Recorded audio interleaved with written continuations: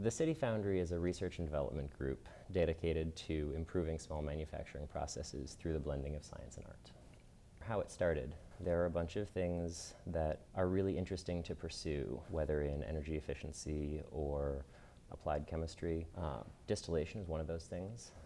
Distilling is kind of awesome. It's a fantastic way of taking fairly inexpensive raw materials, usually grains, adding a little labor, a little time, and a little ingenuity. It's a fun kind of alchemy. If you look at processes from the standpoint of the applied physics, the applied biology, the applied chemistry, you can end up with interesting conclusions about how it might be done and how it might be done better. And what we're doing is actually using a fractional reflux still. And that's something that would be more at home in a science lab than your traditional distillery. It's what's used for separating chemicals by their boiling points. In the end, flavors are chemicals. And so if you can separate out chemicals, you can separate out flavors. Then you can recombine them in ways that are tasty. So that's what we're doing with our vodka. Our vodka has a really nice aroma. There's a little fruit, a little vanilla, and a little spice on the nose, which is something you don't get in a whole lot of other vodkas. And then it just goes down very smooth.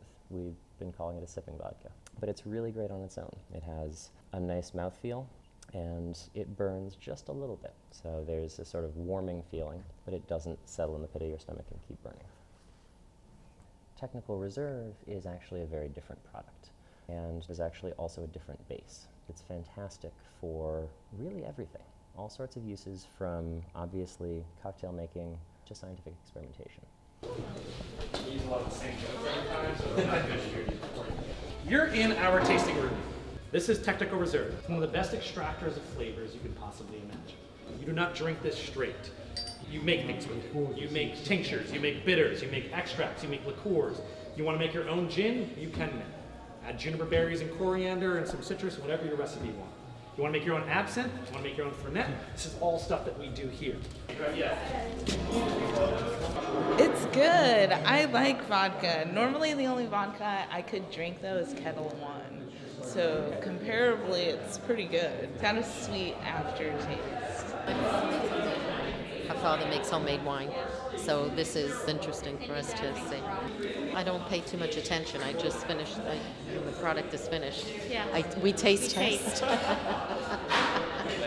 This is very good. It has more of a sharper taste, but very good. Really very good.